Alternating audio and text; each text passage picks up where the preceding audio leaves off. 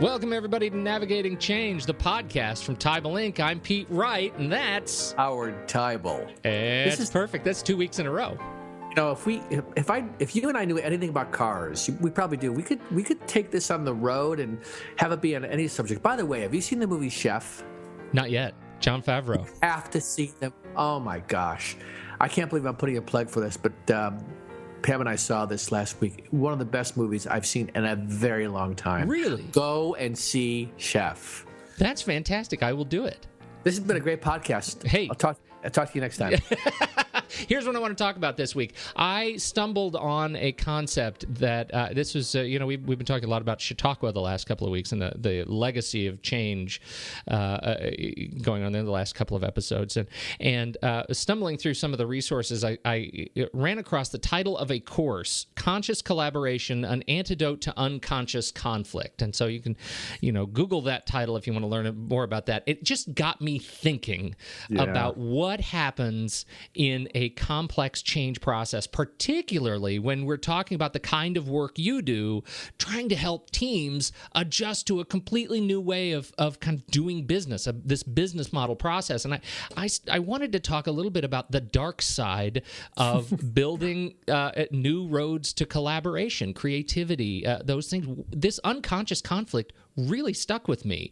And so I wanted to see how inspiring that concept is to you. What happens on a team, and what are the dangers that you can run into, when you're going down this road of the decision-making process, trying to build this collaborative approach toward a new way of being.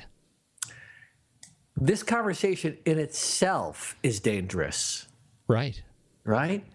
I feel like I just pulled the pin on a conversation grenade. It's making me uncomfortable. I mean, think about this topic of, it's one of these things where the more I do this work, the more I can appreciate the challenge people have around change. And this concept of being conscious or unconscious, this idea of being unconsciously aware.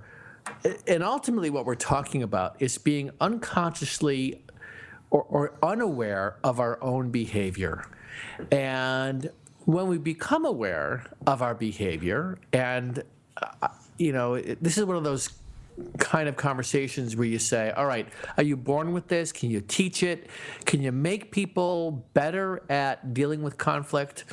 And I think the answer is some people are naturally gifted at dealing with conflict. I think it's life experience, it's wiring in the brain, and then there's other people who on the other scale who have no understanding about their own behavior. And I'll tell you, we all know those experiences when we're in a meeting and the same person does their thing where they step in and they put something right in the middle that everybody's saying, oh, here we go again.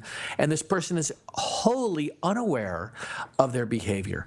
And I think that's also an exception. So I think there's few of us that naturally are gifted at dealing with conflict. We rise above it. There's a few of us who are deeply unconscious. And I think there's the majority of us, if we make an effort to step back, and that's I'm using that language much and more these days, this idea of stepping back and reflecting. We often start coming together in a meeting or a retreat with, okay, why are we here? And we often leave these experiences, if they're done well, by saying, what happened? What did we get out of it? And that, in a sense, is a reflection. Most of the time, think about that. It's a short circuit. It's like, okay, let's stop talking about the thing we think is so important and step back and say, what really happened here? And that kind of behavior is something that if you have that on your team, if you have the majority of people who are self-aware of their own behavior and interact, this is the kind of thing that makes for a great team. And I'd even go so far as to say is a great team it's almost difficult to pinpoint what makes them a great team. It's like you can't really put your finger on it.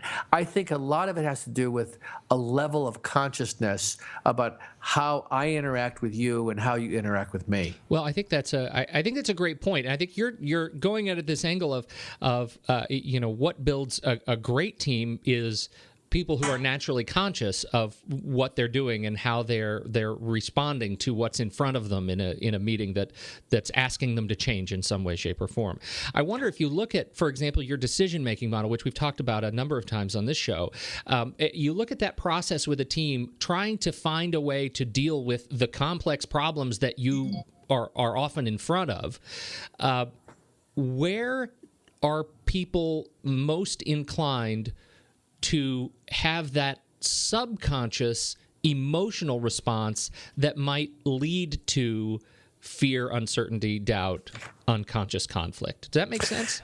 Yeah, and the timing of this question is very interesting because last week I gave a couple of talks on the decision-making model, and one of the questions somebody said is, somebody actually asked, where's conflict? Where is dealing with they were talking about obstacles. So where are the obstacles?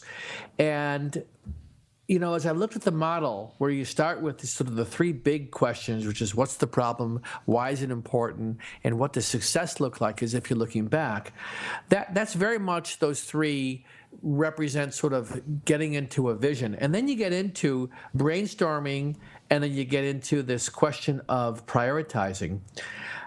I think that you have to keep your eyes open in every one of those stages for the kinds of emotional reactions people might have. So I'll give you a simple one. When I say, all right, let's look back as if the success has already happened. For some people, they go, what does that mean? That almost seems counterintuitive. It almost seems like if we were to have that conversation, it wouldn't be a practical conversation. So I would say at any point in the process with teams, if I say, what's the problem? I get someone raising their hand saying, there is no problem. It's all about an opportunity. If I say, why is it important? For the most part, interestingly enough, most people actually know. They don't articulate the why. Some people don't see value in looking back in terms of what success looked like as if it's already been realized. Most people do realize we don't brainstorm effectively, and therefore we don't have much to even prioritize. So this, if I was to summarize your question about where does that kind of discomfort and potential conflict show up, just like a team is so unique based on the individuals in that group, at any point in the decision-making model, I find that people go either into their shell or have questions. And one of the challenges I have when I think about this is how to really empower a team to not really need an outside facilitator to help them through this.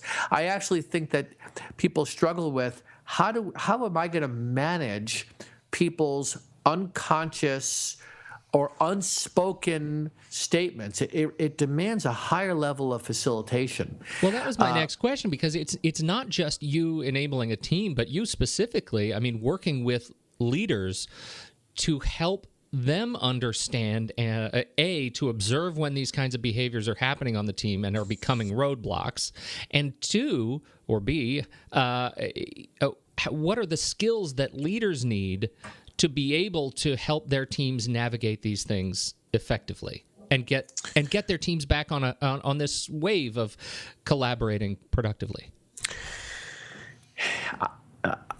I think that what leaders, and when you say leaders, I'm actually calling leaders influencers these days, people that can effectively influence change, right? And if you call a meeting and you are not these people's bosses, if you've got a compelling topic, if you've got the right people in the room, then your job is to find ways to engage them where they're at. There's too much resistance around something very simple that I'll do. It's almost like people feel like they got to walk into a meeting and have it figured out. I will more often than not sit down in a meeting opportunity and say, listen, here's the agenda, but before we dive into it, let's step back. Is this the conversation we should be having? And I can't tell you how infrequently people are willing to do that. I don't entirely understand why. I know the value in doing this. I think people get afraid that if we open the door up to this potential tangent, we will not get done what we need to get done, as opposed to saying, is what we're about to talk about still as relevant as we thought it was when we conceived of trying to come together? Well, that I think is a great question, and I check me if you think I begin to lie here. But I would say there is a growing cultural distaste of meetings, and what that breeds is a deep-seated fear of tangents. People don't want to be there in the first place. Why would they possibly want to open the door for something, that takes them down a different road? I think you've actually hit it on the head. They don't like meetings because they don't trust that there's anybody in there who's going to facilitate them to a useful outcome. Yes. Yeah. Yeah. Now again, we're speaking in broad terms. There are many teams and people I'm sure listening here saying, I actually facilitate a great meeting, and that's fantastic. But I would say overwhelmingly, people walk into a meeting with a sense of skepticism, a strong sense of which what I'll tell anybody who's trying to make inroads in their career is there is more opportunity to stand out and be a contributor because the bar is so low. Oh, right. I hate to say that, but it is. If you're sitting here and you think, hey, I facilitate a great meeting, you should take great solace in the fact that you are a rare gem. More people have had bad experiences in meetings than good. Yeah. More teams have bad experiences than productive ones. And even be willing to tell the truth about where things are. There's such opportunity to just see what you have in front of you and then be willing to speak out on here's where I think we should be going, or just make a bold statement. I'm finding more and more I'm encouraging people to be willing to be bold by making a statement that people can react to. And again, the more I do this, the more I see there's a lot of people that sit on their hands. When I asked a group of higher ed leaders, how many of you observe that part of the problem is you have a lot of people unwilling to speak up? The sea of people that nodded their heads and said, yeah, we that's one of our problems is we don't have people who are willing to speak up. So, just to wrap this back to unconscious conflict, it's another way of getting at this idea of what does it mean to have healthy conflict, right? Conflict is critical to make progress in any initiative. But the conflict needs to be about the idea and not the person. At the heart of what makes conflict difficult is that people quickly personalize it. Right. And even though you might not you might say something about my idea, and even if you say you don't like my idea, I'm going to hear it as you don't like me. Yeah. And you know what? That's part of people just need to grow up. You know? People need to, there's two sides to it. People need to learn how to speak respectfully, but people's listening, they need to be willing to not get hooked by people not liking their idea. Right. And that's where conflict, where it goes astray, is that we're reacting to what people are thinking about us as opposed to our ideas. Well, and on the other side, people who express that they don't like an idea have to be careful to be very clear that it's the idea. Yeah, I don't like some of your ideas, but you know how I feel about you. Right? No, he's gotten quiet. I'm not always sure.